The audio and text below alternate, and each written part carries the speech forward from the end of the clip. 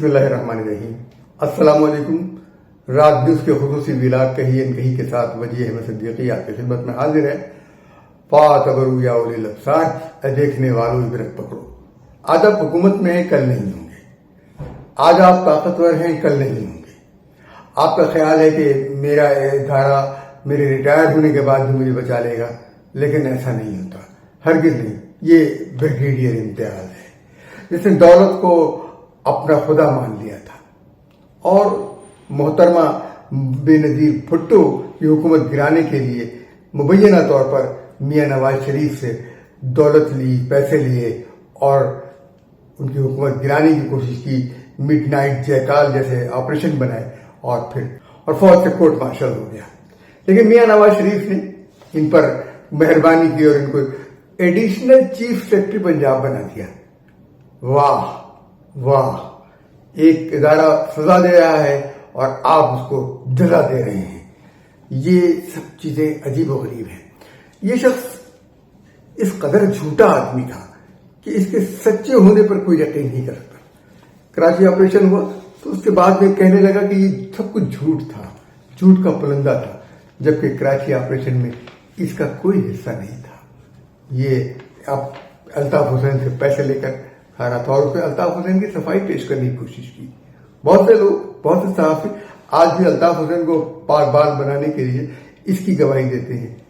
واہ واہ، الطاف حسین کو دیانتدار بنانے والا، دیانتدار ثابت کرنے والا یہ شخص جس ذلت کا شکار ہے آپ کہہ نہیں سکتے۔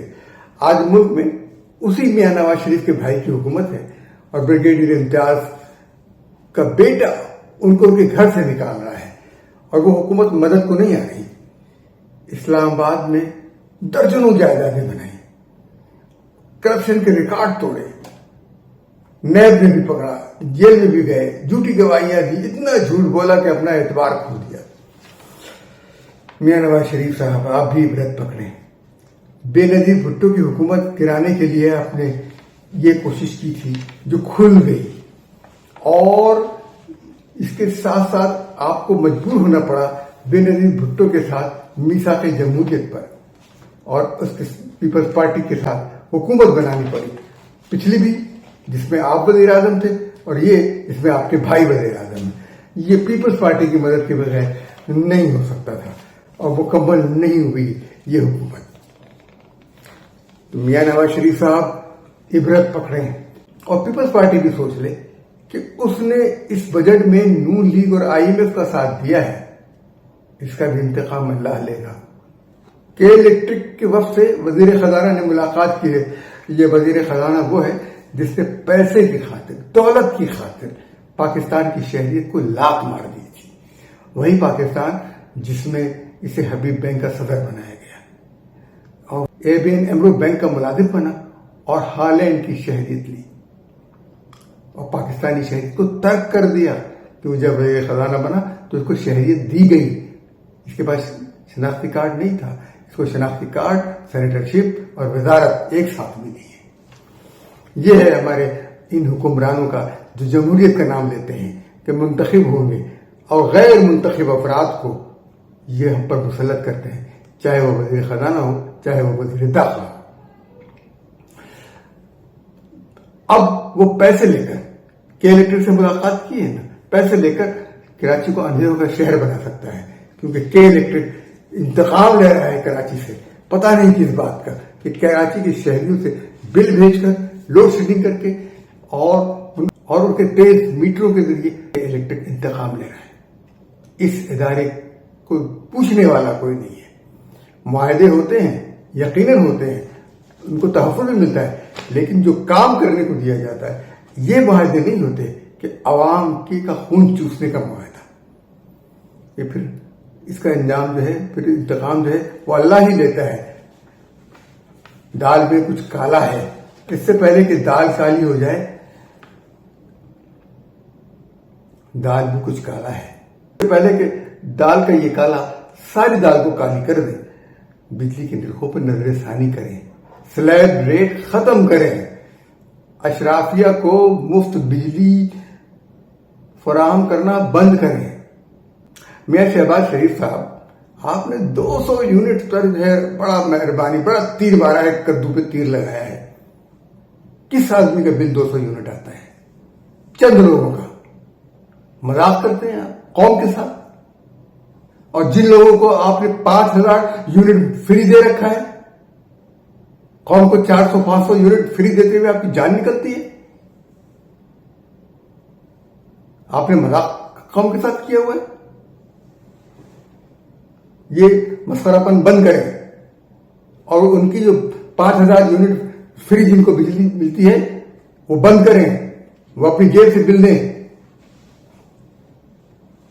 ختم کریں. بجلی کا بل وزیر اعظم ہاؤس کا بل آپ ادا کریں، ایوان صدر کا بل سرداری صاحب ادا کریں، اسپیکر صاحب اپنے گھر کا بل ادا کریں، تمام وزراء اور افسران یہ سب اپنی اپنی بجلی کا بل ادا کریں، اپنی جیب سے دیں، اپنی تنخواہ سے دیں. جو لاکھوں روپے آپ نے تنخواہ بنا رکھی ہے وزراء کی، اراکین اسمبلی کی، وہ اپنی جیب سے بل دیں.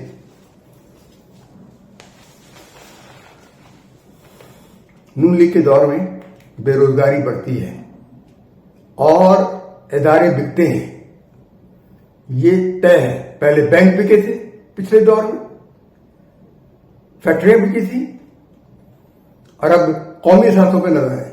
پی آئی اے بیچ رہے ہیں، ایئرپورٹ بیچ رہے ہیں. شرمناک ہے. پورا ملک ہڑپ کرنے کا ادارہ ہے، پورا ملک ہڑپ کرنے کا منصوبہ ہے. پی آئی اے جیسے عظیم ادارے کو درست کرنے کے لیے وہاں افسران کی تعداد کم کرنی تھی، کارکنان کی تعداد بڑھانی تھی، جہازوں کی تعداد بڑھانی تھی، کارگو میں، ٹکٹنگ میں عملہ بڑھانے کی ضرورت تھی، جہاز بڑھانے کی ضرورت تھی، کیونکہ ان کے نتیجے میں روزگار بڑھتا. اس کے نتیجے میں روزگار بڑھتا، زیادہ سے زیادہ نوجوانوں کو نوکریاں ملتی، وہ محنت سے کام کرتے، پی آئی اے کے ڈیسٹینیشنز بڑھتی. لیکن یہاں تو اس ادارے کو برباد کرنے کے منصوبے ہیں اور سیٹھوں کے ہاتھ بیچنے کے منصوبے ہیں. یہ نجی ادارے، یہ پرائیویٹائزیشن ہمارے لیے نہیں ہے. آپ اگر کاروبار کرنا چاہتے ہیں تو حکومت چھوڑ دیں، یہ پرائیویٹائزیشن کرنا چاہتے ہیں تو حکومت چھوڑ دیں. حکومت آپ کا کام نہیں ہے. تجارت نہ کریں ملک کے ساتھ، ملک کو نہ بیچیں. آپ تو ہندوستان کے ساتھ تجارت میں یہ بھول بیٹھے ہیں کہ ہندو اور مسلمان دو الگ الگ قومیں ہیں. قائد اعظم نے یہی کہا تھا، لیکن میاں نواز شریف نے کہا کہ وہ بالکل ہمارے جیسے ہیں، ہمارے ہی جیسے ہیں، ہم میں اور ان میں کوئی فرق نہیں ہے. کیا آپ کو مسلمان اور ہندو میں کوئی فرق نظر نہیں آتا؟ کیا پاکستان اور ہندوستان میں آپ کو فرق نظر نہیں آتا؟ دو قومی نظریہ آپ کو نظر نہیں آتا؟ ہمیں ایسے لوگ نہیں چاہیے. آپ سوچیں اگر ہم نہیں کریں گے.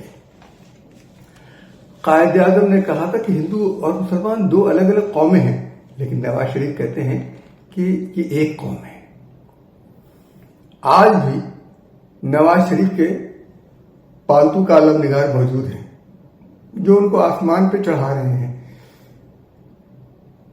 یہ ان کے لیے کوئی اچھی بات نہیں ہے.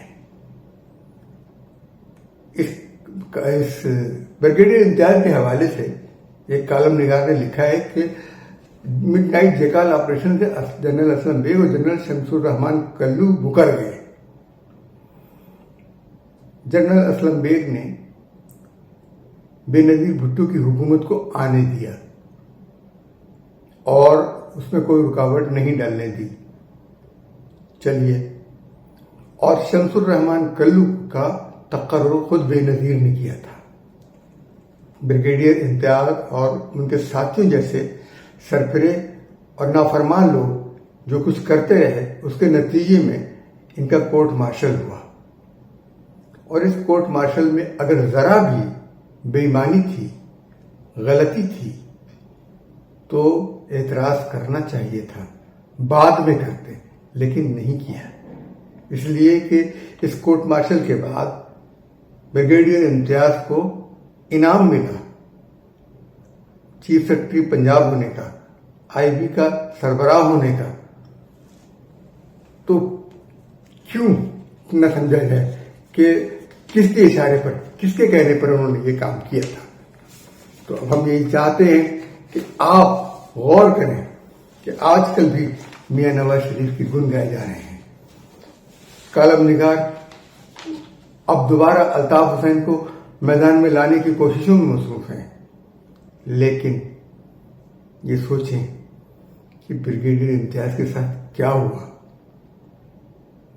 एक बेटा कई जायदादें हेरा फेरी करके बेच बाच के मुझसे बाहर भाग गया, दूसरे बेटे ने बाप को और मां को दोनों को कैद कर दिया, मां उस कैद के अंदर मर गई, ब्रिगेडियर इम्तियाज की बीवी मर गई, ब्रिगेडियर इम्तियाज अकेला रह गया और 1.5 साल से वो कैद था।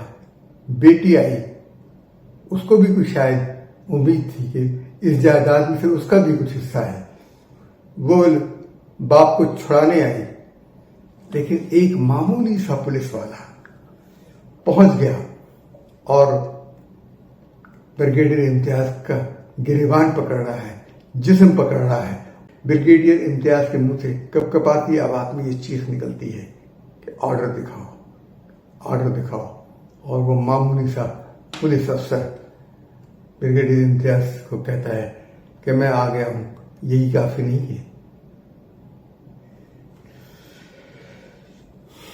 मियां नवाज शरीफ साहब, आप तौबा कर लें, अब भी वक्त है, मुल्क को उसकी डगर पे चलने दें, IMF के चुंगल में न दें, और ये जो आप पीछे से हुकूमत चला रहे हैं ये दुरुस्त नहीं है।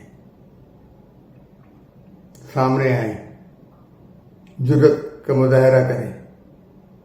जिन कालम निगारों को वो पालते पोसते रहे वही अब उनके खिलाफ जा रहे हैं। आपने लोगों की दुआएं ली होती तो मुल्क का ये हश्र न होता। आप मरात याफ्ता तबके की मरात खत्म करने को तैयार नहीं है। आपने इनकी सरपरस्ती बहुत की, इन्हीं को पाला पोसा, इन्हीं से लोगों को सेनेटर बनाए। कितनी मिसालें हैं, कोई पुलिस वाला सेनेटर बन रहा है, कोई और सेनेटर बन रहा है, यही अफसरान बनाए जाते हैं आप, और इनको मरात दिए चले जाते हैं आप। ये जो 2-2.25 लाख अफसरान हैं ना, ये 2.5-3 करोड़ अफराद की मुलाजमतें खाए हुए हैं, उनके बराबर तनख्वाह लेते हैं। अगर हर मुलाजिम की तनख्वाह 1-1 लाख रुपया हो, जो तो उससे 2.5 या 3 करोड़ अफराद बनते हैं, जितनी रकम ये लोग खा रहे हैं। ये बात तो साबित हो गई है कि अक़वाम मुत्तहिदा की गवाही है कि ये लोग 17.4 अरब डॉलर, बल्कि शायद अब उससे भी ज्यादा 20 अरब डॉलर की मराआत लेते हैं। 20 अरब डॉलर की मराआत, 20 अरब डॉलर खर्च कर देते हैं। हम 1-1 अरब डॉलर के लिए तरसते हैं। इनसे कहें कि अपनी बिजली के बिल खुद दें, अपना टेलीफोन का बिल खुद दें, अपना गैस का बिल खुद दें, अपनी गाड़ी में पेट्रोल खुद भरें, अपने मकान का किराया खुद दें, क्योंकि एक आम शहरी भी यही करता है।